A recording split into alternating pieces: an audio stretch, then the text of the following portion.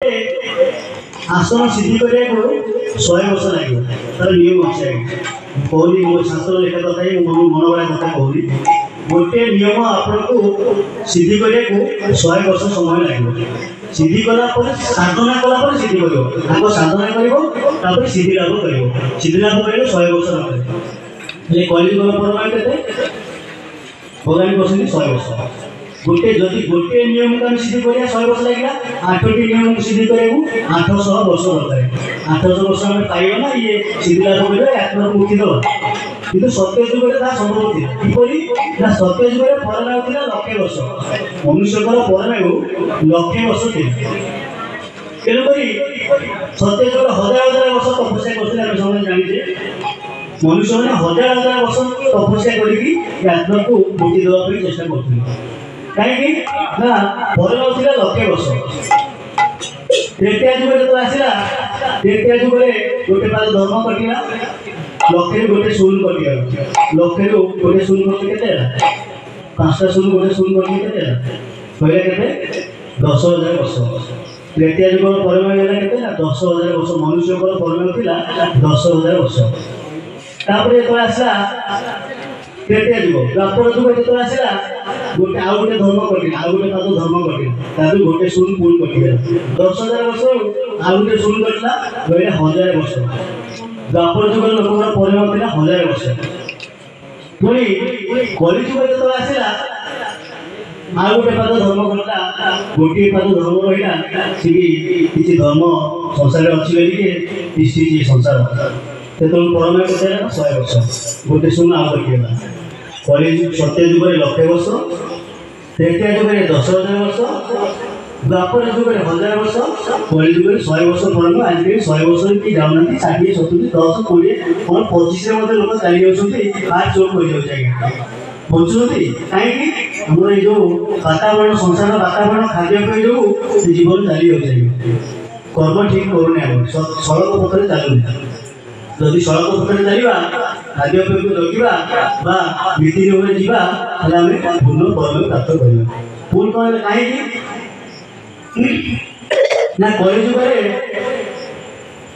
अति सूक्ष्म मार्ग और सरल मार्ग प्रभु देले आत्मा को उद्धार करे कौन महापुरुष गोटे कथा कहले सत्य जुगे ध्यान फल त्रेतारे यज्ञादि सकल द्वापर हरि पूजा ज्ञान कलि नाम संकीर्तन सत्य जुग जो से कौन ना यज्ञ यज्ञादि करूँ 1,000 वर्ष तपस्या करते यज्ञ प्रचलित था जो त्रेता जुग आसला से कौन यज्ञ यज्ञादि सब कले कलिजुगे भूल कह सत्य जुगे तपस्या थी त्रेता जुगे यज्ञ यज्ञादि कले द्वापर जुगे कौन ना हरि पूजा ज्ञान भक्ति मार्ग पूजा कले कलिजुगे जो आसला से तो अति सूक्ष्म मार्ग कौन नाम संकीर्तन नाम संकीर्तन कौन जो आमर चैतन्य महाप्रभु दासी जो 16 नाम देते 3टी नाम को आम 16 नाम 32 जपुचे से नाम संकीर्तन कले कहीं मुक्ति पाइबे आज्ञा सी धर्म को बालांस करने से 3टी नाम संसार को देते जो सत्य जुग आसा समय आसला कलिजुग शेष समय आसला कल्कि नाम अवतार होकर आसिले सी देते 16 नाम 32 ये नामटी बणदल माध्यम प्रचार प्रसार कर नामटी आम शेष को जप करवा ये नाम जप करा कहले ये जप करने कौन हम तुम जो जन्म बण जो जन्म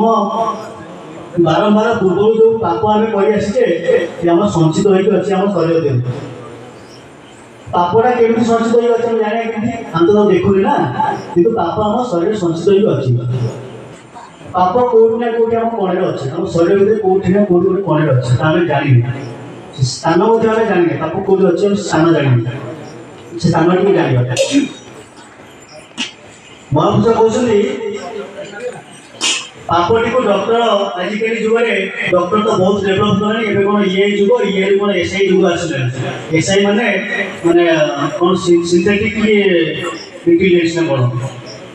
माने प्रकृत अविकल अविकल गोटे जिन तैयारी द्वारा सब किसी संभव हो पार्टी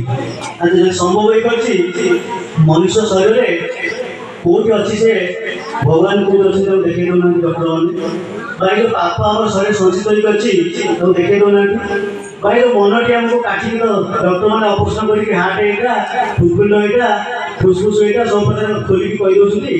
शरीर जो मनटी अच्छी आत्माटी अच्छी खोलिक देखुना यहाँ कौन किए देखे पारे संसार कहीं जन्म है पुणी कौन कहते से जो पाप आम पूर्वजन्म संचित हो 8टी अंग संचित हो शरीर में आम 8टी अंग संचित हो आम जाने ये महापुरुष तत्व ब्रह्मज्ञान कथा ये जो 8टी अंग संचित होमें किपर से पाप को क्षय कर ये महानाम महामंत्र अच्छी कहले महामंत्र महानामटी जप कले पाप क्षय हम पाप क्षय हेल्ले कौन शरीर जो पाप क्रमश नाश होगा तुम आत्मार हल्का हम तुम आत्मार मुक्तिर मार्ग आड़ गति कर मुक्तिर मार्ग आड़ तुम प्रथम प्रक्रिया तुमको प्रथम मुक्तिर मार्ग आड़ को पहुँचे ठीक रास्ता पहुँचे रास्ता पहुँचे देकी तुम केमी मुक्ति पाए से तत्व आम पाऊँ आम मुक्तिर मार्ग पाइले नाम जप द्वारा पाप खंडन कले सब है कि मुक्ति केमी पाइबा कौन धरले आम मुक्ति होगा से तत्व आम पाऊँ ये जो 8टी अंग पाप संचित कहली से कौटी अच्छी जदि जे माने अष्टांग योग बा फल अच्छी अष्ट प्रणाम अष्ट प्रणाम द्वारा पाप क्षय हो प्रणाम आम प्रकृत कौन जाने प्रणाम क्या कहती तुम जाने आम कौन करते आजिकल कौन मुंड को हाथ में नहीं प्रणाम यहाँ प्रणाम नुहे प्रणाम करते द्रौपदी